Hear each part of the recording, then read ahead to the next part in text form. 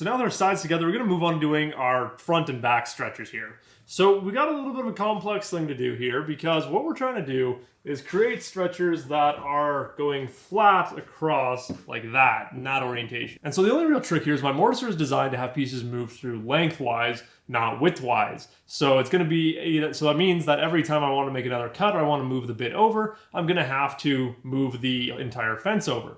And so the way I'm going to make this nice and easy on myself is I'm basically just going to set up the fence, cut the one side, flip the piece around, cut the other side of the mortise, and just continually do that until I sneak up on that middle bit. And then once I've done that, it should be pretty easy to go back through and just clean up the mortises where I need to. And so we've got 8 of these mortises to cut, and it's definitely going to take a while. This is probably one place where, dominoes or dowel joinery would probably be faster and more and easier.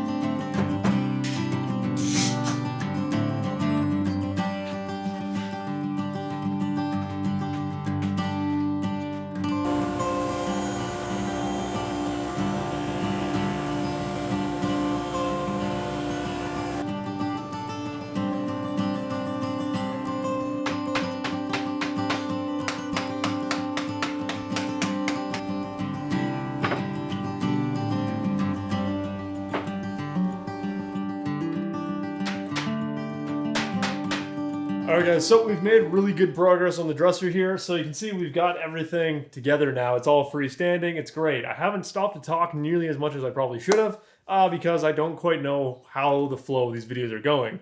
Very much so, this project is all about, jumping from one area to another, to another, to another. So it's not like my past projects where, there's been definitive segments. So I'm not quite sure where I'm going to be, cutting this video here and there. So we're just going to kind of shoot it as a continuous segment here. And I'll just put breaks in here and there. And yeah, you guys get to see that in the end anyway. And so I'll explain what I've been working on for a little bit here. So the main things I've gotten in are the runner supports, which are the pieces on the inside here, and our side panel. And so our runner supports are just these pieces on the inside here that are going to be what actually holds and supports our drawers. And so what I had to do on those was I put in a dado, not to actually securely hold the piece. We're not going to be gluing anything into that dado. But what I want to be able to do is I'm going to put in runners into these sections that are going to be just a hair thicker than our front and back stretchers. And that's what the drawer is going to mainly slide on. These areas will help support the drawers, but the runners are what's really going to help the drawers, slide back and forth. They're going to be the main support for it. And so they're going to be screwed in. That way, as they wear down with time, they're easy to replace. And so the runners are going to serve two purposes. On the top side, the runners are going to be the bottom base for the drawers and what they're going to slide on. On the underside, they're going to be what keeps the drawer below it from lifting up and tipping out. So we want to make sure that on both sides, they're nicely and tightly holding in the drawers. So I was also able to get these side panels fitted up. I used the same Cove profile bit that I used on the Craftsman pie cover project. Just to create a nice little detail in there. The panels are a little bit thinner than they should be, so I'm going to make sure that I tack them in place when we actually do the glue up, so that we get a nice even reveal all the way around. But it does the same thing as on that cupboard. that we built in the last project. It just creates a nice little reveal and makes it a little bit more visually interesting compared to just having a flat panel in there. Now, I know that someday my niece or nephew is going to end up coloring on this. I can almost guarantee it. So it will be nice and easy to go back in and sand this as well. So I know that's the thing that's going to happen. I know this dresser is going to get used and abused over its lifetime. And that's, again, the main thing for it. Building it out of maple is going to make it nice and strong. It's going to help it resist any damage. But it also is going to be nice and easy to refinish when it gets damaged, because it's definitely going to get damaged being in a kid's room. And so you can start to see that this thing is not that big. Typically a dresser is, 4 to 5 feet tall and has multiple large drawers in it, whereas this is only going to be 36 inches once it's done. But the main idea behind this is that it's basically a workbench or work table. So again, if my sister doesn't want to keep it in the baby's room, or, he doesn't want to actually use it as a dresser in the future, it'll make a good, workbench, work piece. I might even bring it back to the shop if she doesn't want it and just turn it into a work table, because it's going to be a nice solid thing. We're going to have good solid drawers in here and lots of organization and storage. So even though it's not a big full-size dresser, it's kind of fun to build, because as you can see, it fits on my workbench perfectly. It's super easy to work on and put together because I can do it all on the workbench here. So it is kind of a nice size to work on, especially compared to that last project we were working on where a lot of it had to be put together on the floor and there's lots of crawling around on the floor to do the stuff. With it, this is a lot easier to do. So the next thing I'm going to work on is getting our center supports in. Now these are just going to get mounted in between these 3 levels of stretchers just to create some support so there's less chance of them bowing up and down and pinching the drawers in. And so just by connecting the front and back stretcher together with this middle piece, it's going to make it a lot stronger. Also on this top section where we've got our narrower drawers, this is going to act as the center runners for that section. So it's just kind of an easier way to work and creates just a little bit more rigidity in these areas. And so from there, before we can actually do the glue up, we also need to put in the center divider up here that's going to actually divide those 2 drawers. And then we need to cut the grooves and shorten our back stretchers so that we can actually put a back panel on this, because right now we cannot do that. And so this project is actually chugging along at a really good pace. I'm really surprised at how much work I can get done on this in a nice quick manner, just given the machinery and the tools that I currently have. Between the mortiser and having a dado stack, it just makes it so very easy to get this stuff done in an efficient manner compared to the ways I've done it in the past.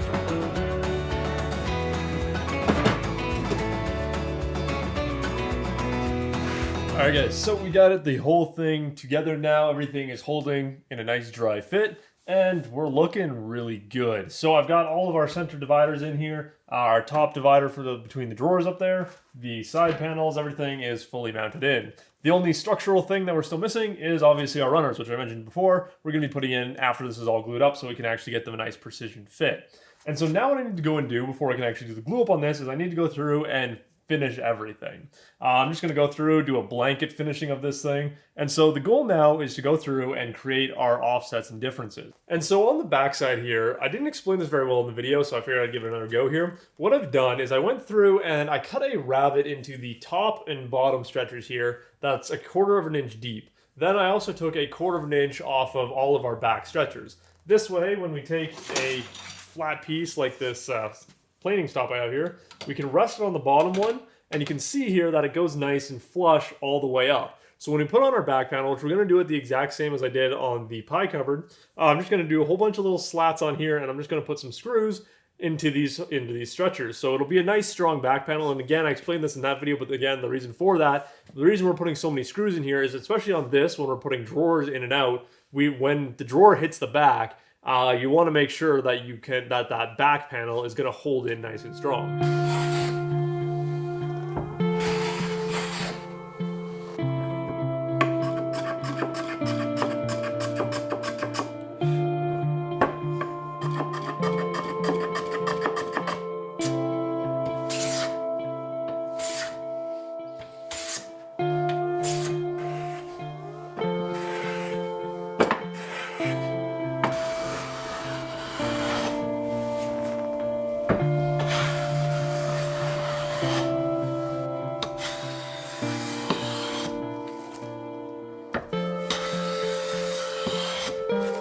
Alright guys, so we're making pretty good progress in getting this piece pre-finished. I've got all of my side pieces all sanded and planed and all that, but I figured I should mention this because it might affect whether or not you choose to use maple for one of your projects. And so one of the important things to know about your typical maple, so this light tan color that I've got here, is that this is maple sapwood. And what happens in sapwood is that your grain is much more chaotic. It has a tendency to move up and down. Even on this small piece right here, on this one end, the grain is going up in that direction. On this other end, it's going up in the other direction.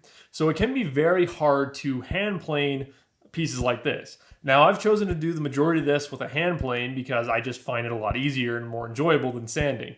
But if you're sanding, you don't really have anything to worry about. You just sand as normal. But if you're using a hand plane or scrapers or anything like that, you need to be very conscientious of grain direction. And so if you really want to improve your results, with a hand plane on maple or ash, because again, it's a sapwood based wood, you're going to be working mostly with the sapwood. What you want to make sure of is that you have at least a 40-degree blade in your low angle jack. And so it's going to change depending on the style of your plane. If you have a beveled down plane, which generally has that big piece in the middle that angles like that and has a much larger blade that goes down, I apologize, but I don't know the blade angles that will help with that. But with a bevel up plane like my low angle jack here, you want to try and stick to a 40 or even a 50-degree blade if possible.